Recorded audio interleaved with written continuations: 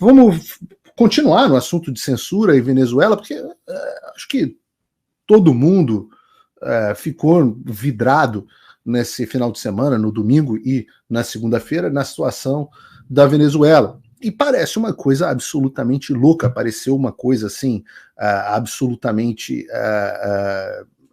uma loucura mesmo. Mas eu acho que para nós que somos brasileiros, não deveria ser tão loucura. E eu conto para vocês que eu vivo numa história, lá vou eu contar a história, mas eu digo para vocês que eu vivo numa cidade, aqui na Flórida, que se chama Weston. Weston é a mesma cidade que o Constantino vive, pelo menos até está se mudando, mas vivia agora aqui em Weston.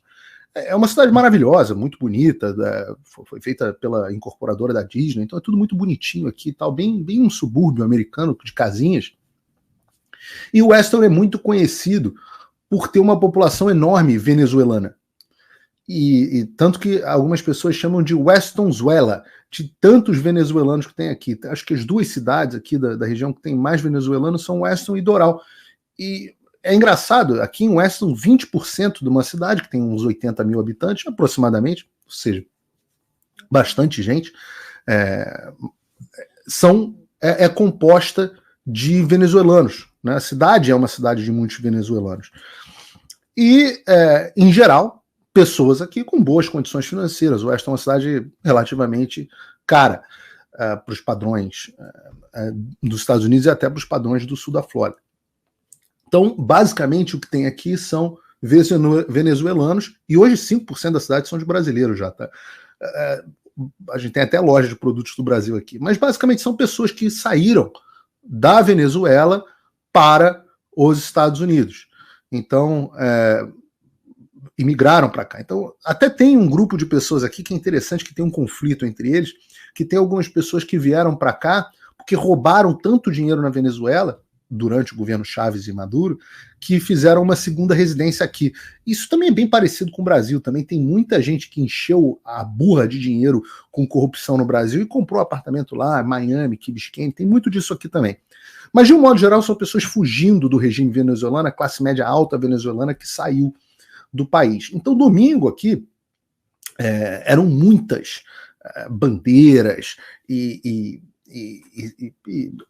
os carros com adesivo e etc., buzinaço, em relação à Venezuela. E eu fui ao mercado num determinado momento e vi um carro com a bandeira da Venezuela. E era uma senhora de uns 45, 50 anos, e eu parei para conversar com ela.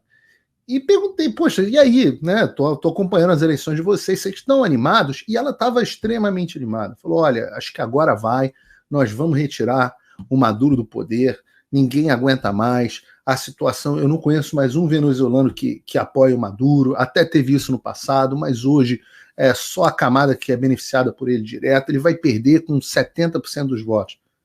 E eu olhei para ela, eu já tinha ouvido esse discurso antes, né? A gente vai ganhar com 70% dos votos. Onde foi que eu ouvi isso antes? Opa, desculpe interromper o seu vídeo, mas desde 2022 eu continuo com as contas bloqueadas e o passaporte cancelado pelo Xandão. Se você aprecia o meu trabalho e tudo que eu faço pela liberdade de expressão, tem um lugar onde você pode se tornar meu apoiador com uma pequena quantia por mês. Acesse www.paulofigueiredoshow.com e torne-se meu apoiador, e aí você vai receber conteúdos exclusivos e desconto nos meus cursos. Ou então, você pode se tornar meu patrono Gold e passar a me pautar, tem reuniões comigo, você entra para o meu grupo de WhatsApp, que eu uso sempre, o link para tudo isso está aí na descrição. Eu virei para ela e falei assim, eu não estava muito animado, né?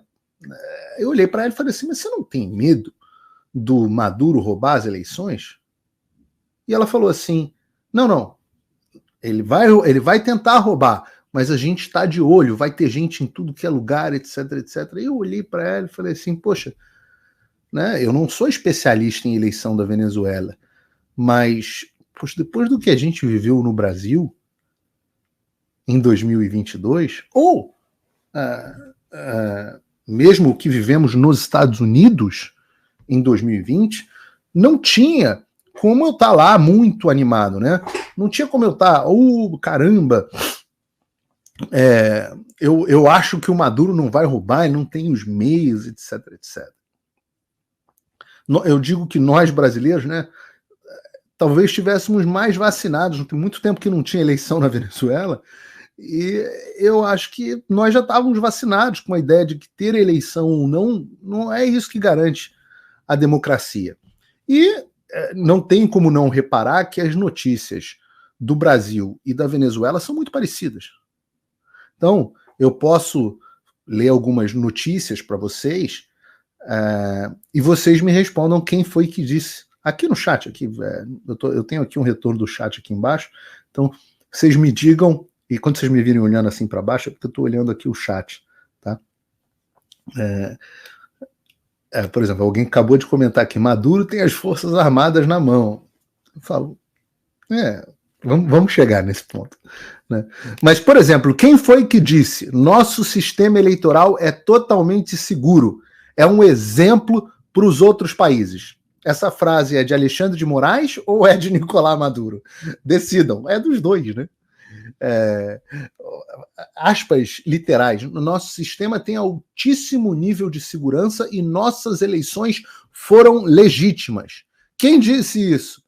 Foi Nicolás Maduro ou foi Alexandre de Moraes em novembro de 2022? Né? Onde foi que o candidato da esquerda venceu a eleição com 51% dos votos? Né?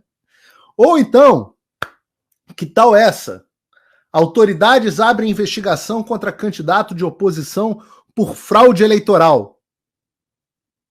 Essa notícia é do Brasil ou é da Venezuela? Afinal, quem no Brasil, né, no STF, no Brasil, por exemplo, o STF não só acusou a oposição, né, como o Alexandre multou em 22 milhões. Na Venezuela, no Brasil foi o Ministério Público, na Venezuela foi o Ministério, na Venezuela foi o Ministério Público, no Brasil foi o Supremo Tribunal Federal, mas é a mesma coisa. Aliás, o Ministério Público do Brasil também foi em cima, por exemplo, da Jovem Pan. Lembrem disso? Quem é o arqui-inimigo do Elon Musk? É o Alexandre de Moraes ou é o Nicolás Maduro?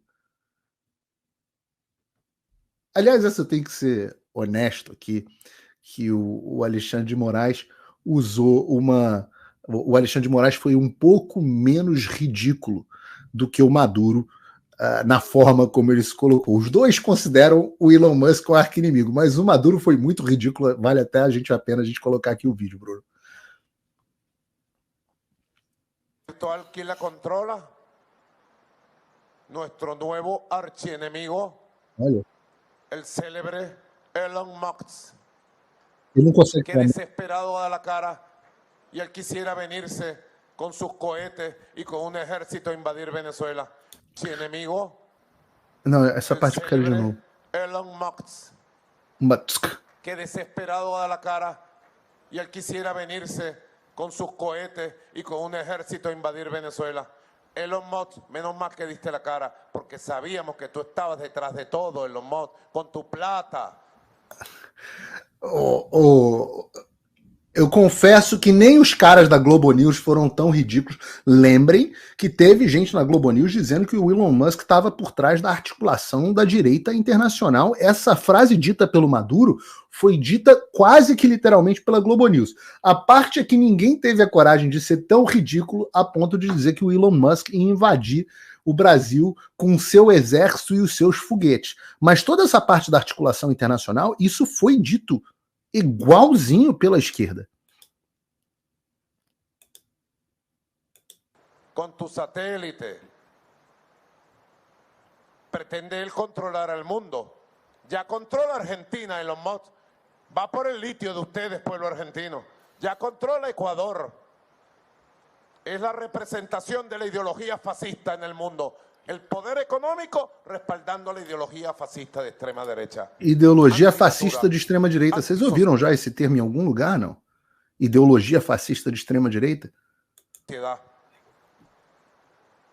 E agora, então, lo tenemos como archienemigo de la paz de Venezuela. Hoy sacó un ex. ¿Ustedes no lo vieron? Da vergüenza. Lo voy a decir porque da vergüenza. É o Elon Musk que tem que ficar envergonhado. Un Twitter, que llamábamos antes, con unas imágenes de una gente llevándose unas cosas, unas cajas. y resulta que era un video de por ahí de una gente llevándose unos aires acondicionados. Entonces él dijo, la prueba contra Maduro que se robó las elecciones, las cajas que se están robando el CNE. Elon Musk, estás desesperado, te fuiste de boca, Elon Musk, contrólate, que te van a llevar al fracaso, igual que esta derecha llevó al fracaso a todos los políticos estadounidenses. Elon Musk, quien se mete conmigo se seca, quien se mete con Venezuela se seca. Elon Musk, ¿quieres pelear? Ó, Elon Musk está se cagando agora da Venezuela. Mas eu volto a dizer, o discurso é exatamente o mesmo discurso. O discurso contra o fascismo da extrema-direita, o discurso do Elon Musk está por trás dessa rede.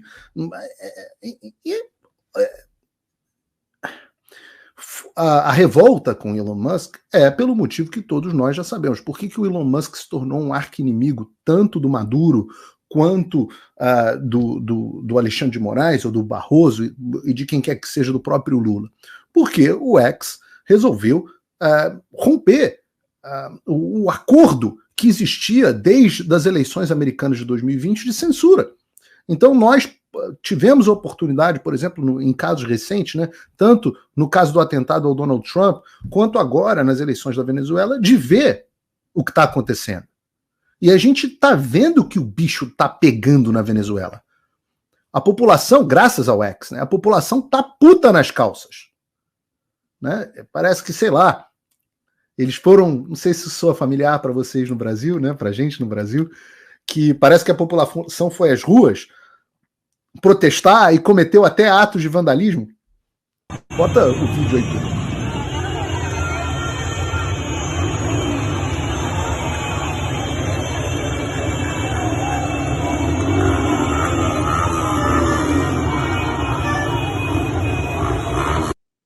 Nego puto nas calças. E essa imagem, obviamente, né, lembra muito a queda da estátua do Saddam Hussein no Iraque e aí a estátua do Chávez, mas a gente não tem como crer que o povo venezuelano tenha meios de efetivamente derrubar o governo Maduro. Não há meios, mas há uma revolta popular.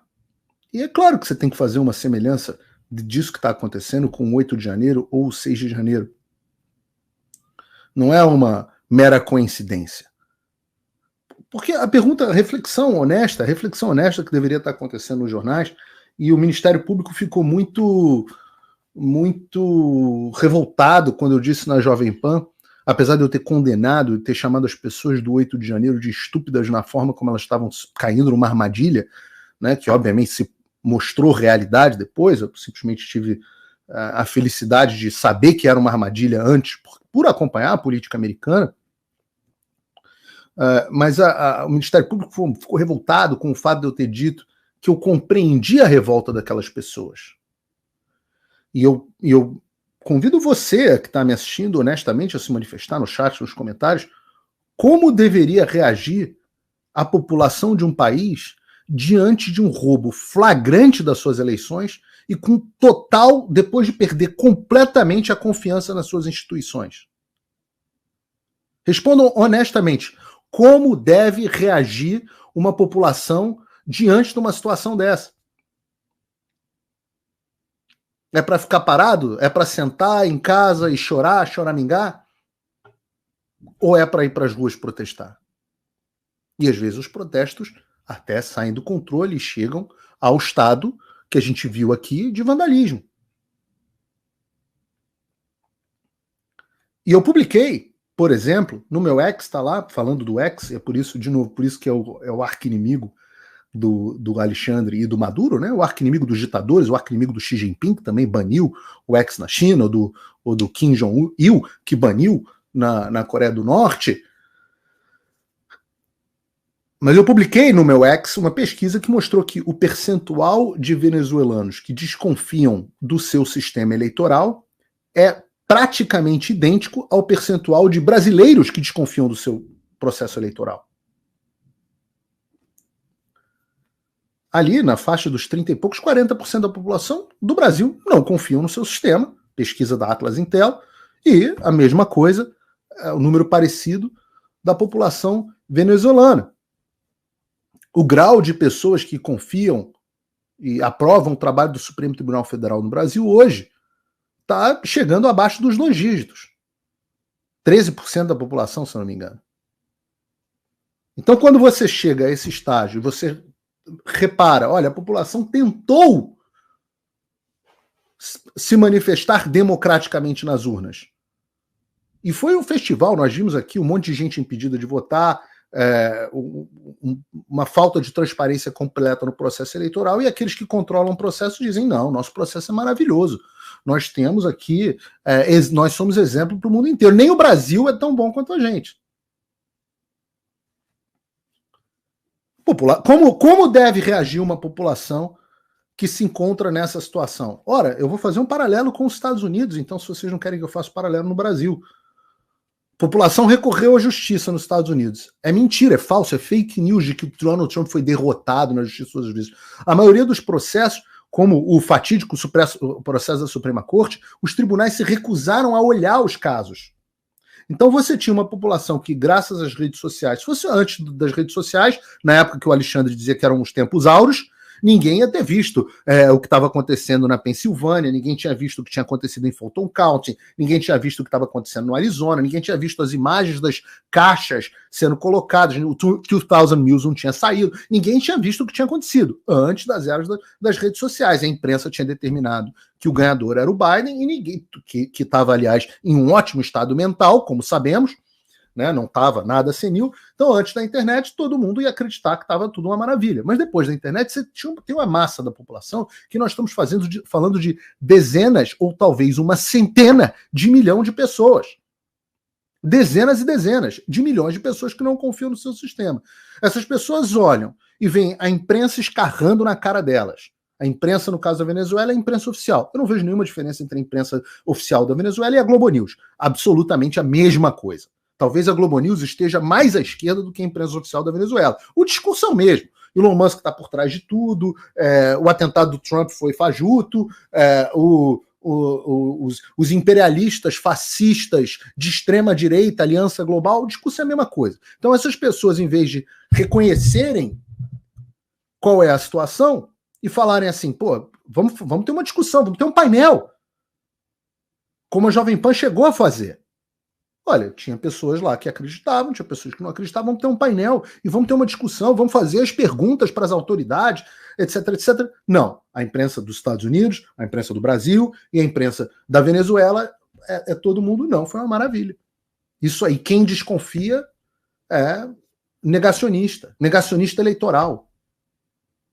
Então, a população só tem como reagir dessa forma que a gente está vendo.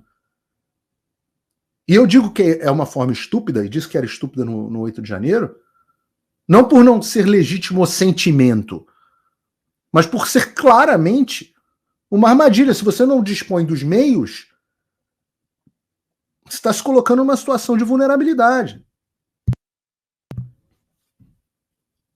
Eu sempre falo isso. Uma boa parte de eu poder falar o que eu estou falando é porque eu estou dentro de um país livre. Se eu estivesse no Brasil, eu ia ter que fazer que nem fez o Fiuza, por exemplo, que tem que se calar. Senão você morre jogado num calabouço. Soldado que sai correndo na frente da metralhadora, ele não é herói, ele é estúpido. Então, a Bíblia fala, a gente ser inocente como a pomba, mas prudente, esperto como a serpente. A prudência é a virtude cardinal. Porque a consequência disso, a gente viu no Brasil, é mais truculência estatal, que agora vai chamar esses protestos de, vocês já sabem, golpe de Estado e ameaça à democracia. Com direito a endosso dos militares. Não é brincadeira. Realmente endosso dos militares. Estamos en presencia, sencillamente así lo digo, de un golpe de Estado. Golpe de Estado. Un golpe de Estado fraguado nuevamente por estos factores fascistas.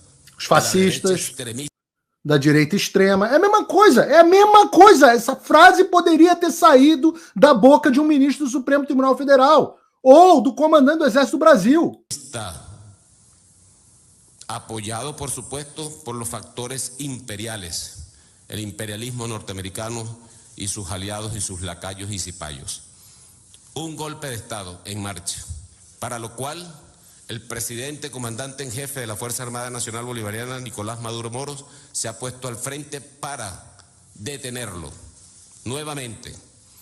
Y junto a él, el pueblo de Venezuela, que lo eligió presidente para el próximo periodo presidencial. Há um golpe em curso e o Maduro é o salvador da democracia, o protetor da democracia. No Brasil foi o Alexandre. É golpe. Quando foi que a gente ouviu isso antes? Eu já expliquei, golpe de Estado para a esquerda é qualquer coisa que os tire do poder. Vocês acham que o general Tomás Frajola, comandante do Exército Brasileiro, não sentiu uma invejinha desse cara aí, sei lá que é o nome desse Zé Porra aí, da Venezuela, que foi lá e tudo colocado pelo Maduro, assim como o general Frajola, completamente incompetente e desacreditado para a função que tem, foi colocado lá pelo Alexandre. Talvez as nossas Forças Armadas não tenham chegado a uma postura tão ativa, porque de fato falta altivez a nossas Forças Armadas, mas passivamente o resultado foi o mesmo. Eu estava vendo uma entrevista do meu mestre de jiu-jitsu, Pedro Valente, no ConnectCast, aliás, recomendo muito para quem gosta de jiu-jitsu, e ele falando o seguinte, que o pai dele ensinava para ele que, eu vou parafrasear aqui, acho que citando algum jurista alemão, o que é sempre perigoso, mas dizendo o seguinte, que basicamente dizendo o seguinte, aquele que tolera uma injustiça é pior do que aquele que comete uma injustiça. Porque o que comete uma injustiça, às vezes, pode não saber, etc. Mas o que tolera, ele está vendo aquilo, ele está aceitando aquilo. Então, o pecado, né, como a igreja separa, né, o pecado da comissão e o pecado da omissão. Os dois são pecados. Então, talvez tenhamos Forças Armadas com níveis diferentes.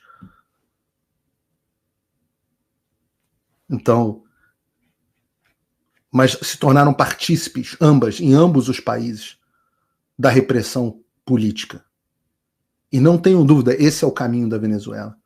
Esse é o caminho da repressão política.